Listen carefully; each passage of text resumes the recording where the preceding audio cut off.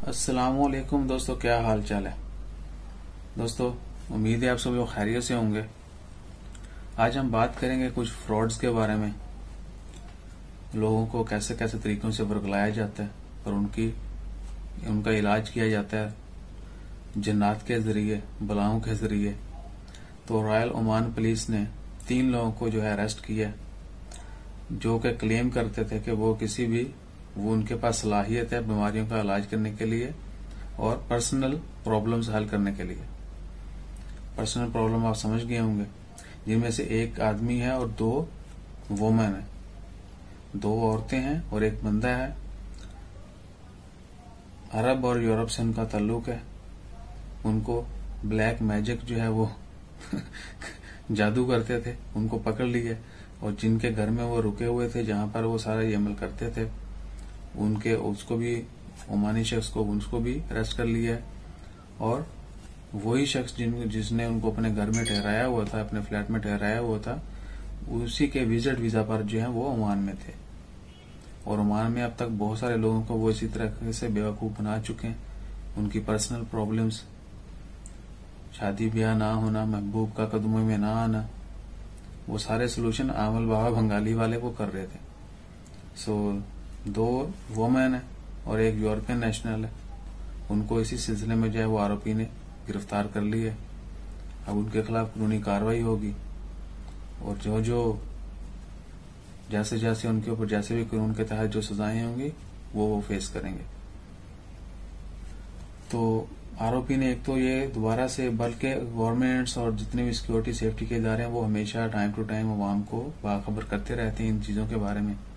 लेकिन हम लोग जो अंधे हो जाते हैं, इश्क में अंधे, प्यार में अंधे या दीगर चीजों के लालच, तो हमें कुछ सुनाई नहीं देता, कुछ दिखाई नहीं पड़ता। हमें कोई बताए भी कि भाई ये प्यार जो है, यहाँ पर आप प्यार डाल रहे हो, वो जगह अच्छी नहीं है, ये प्यार करने के काबिल जगह नहीं है, प्लीज ना करो।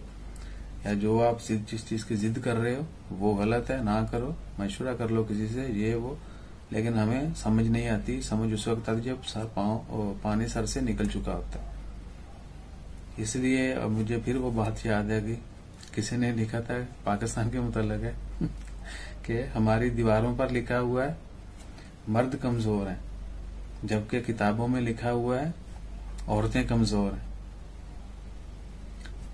जहां पर मर्दाना कमजोरी के इश्तहार बेइंतहा लगे होते हैं, वहीं पर आपने जादू ढोना, महबूब का कदमों में ना आना और शादी ना होना, बेवफाई, कारोबार में ये वो, इस तरह के जितने भी लोग हैं, अगर वो इतने ही करने वाले होते या उनके हाथ में कुछ होता तो वो खुद बिलियनर होते। वो खुद हमारे से चंद 100 या चंद 1000 रुपये लेके ये सारा अमल क्यों कर रहे होते। आपने कभी भी कोई लैंडलॉर्ड नहीं देखा होगा, पीर फकीर जो जादू टोना करता हो और उसकी कोठियां, उसके बंगले हों। या तो वो मॉडर्न तरीके से कर रहा होगा, लेकिन 99% जो है वो फेक होते हैं और ऐसे ही जो है लोगों को ब्रेन वॉश करके उनसे पैसे हथियाते रहते हैं। और इंसान बजाय इसके कि जितना पैसा हम इन कामों के पीछे लगा देते हैं, उतना पैसा हम किसी कारोबार में लगाएं, हो सकता है हमें अपनी सोच से ज्यादा तरक्की मिले, क्योंकि अल्लाह ताला को मेहनत पसंद है। सो बात दूसरी तरफ निकल गई।